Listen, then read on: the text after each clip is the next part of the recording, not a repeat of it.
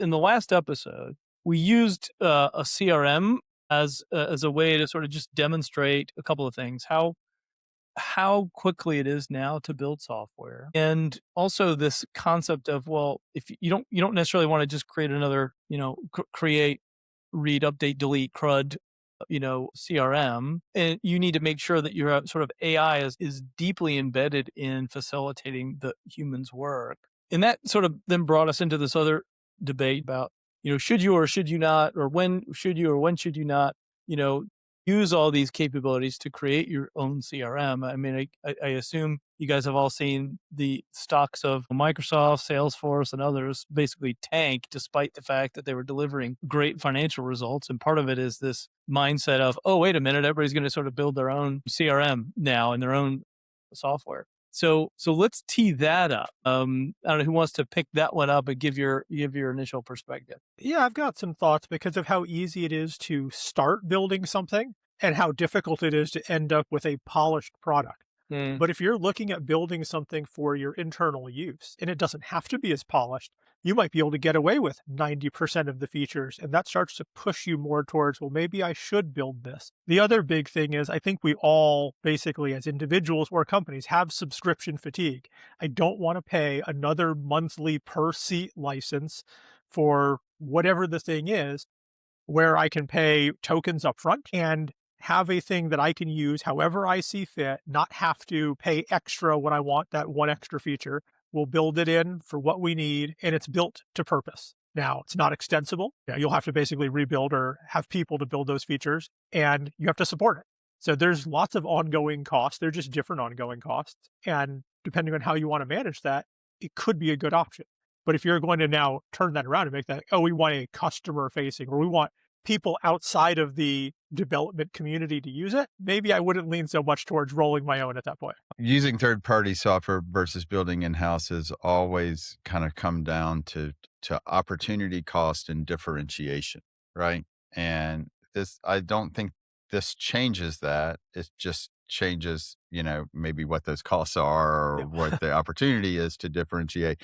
So I think, first thing to do is like, well, could I build my own payroll system? Yeah, but the energy I'm going to put to that, right, is energy maybe I could have applied to something that's much more differentiating for my business, right? So I think where you want to, where I think businesses will find the most value in using these tools to build apps for themselves versus applying third-party apps is when it's really hitting at the core what differentiates their business from other businesses, right? Because that's where you want to apply your energy, is what really separates me from the crowd. If it's just to get, whatever, and software that does something exactly the way it's done for a zillion other companies, you might be able to do it faster. You might be able to save a few bucks on a subscription. You might be able to do some of that other stuff, but the opportunity cost of doing that for little to no differentiation, I think it's going to still offset the time it requires for you to do that.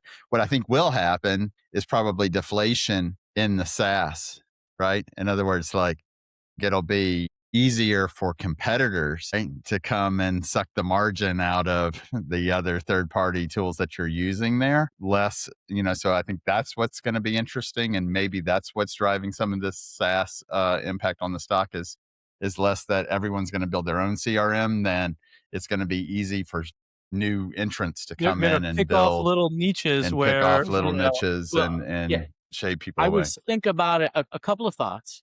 One, sort of in a satellite model. I think we, even in a Salesforce world or an SAP world, everybody doesn't get what everyone wants today, regardless of the fact that, 150,000 man years have been spent building Salesforce by Salesforce. You still don't have everything you want. So there are sort of this idea of sort of featurette systems or capabilities that people are going to need to be able to build around the edges now. The other thing that I would argue that sort of is maybe a supporter of that kind of outcome, especially at the enterprise level. I believe that IT and the business, if I could sort of just simplify the world to that, have become increasingly divorced over time. whether this is because of sort of large IT service models with the big players, with onshore, offshore, just a whole bunch of reasons that they've sort of become divorced from one another. And you have pent up demand at the business. They've tried to solve it over the years with the server in a closet or shadow IT or whatever. This facilitates it more than anything else that we've seen in a long time. So I don't think necessarily that you're going to see someone building Salesforce or SAP as a cost management framework, and certainly you don't want to take on your own payroll, but sort of developing satellite features and capabilities that sort of add around the edges for what you want, for what you need for your business. I think that's here, and I think we're going to see more of it.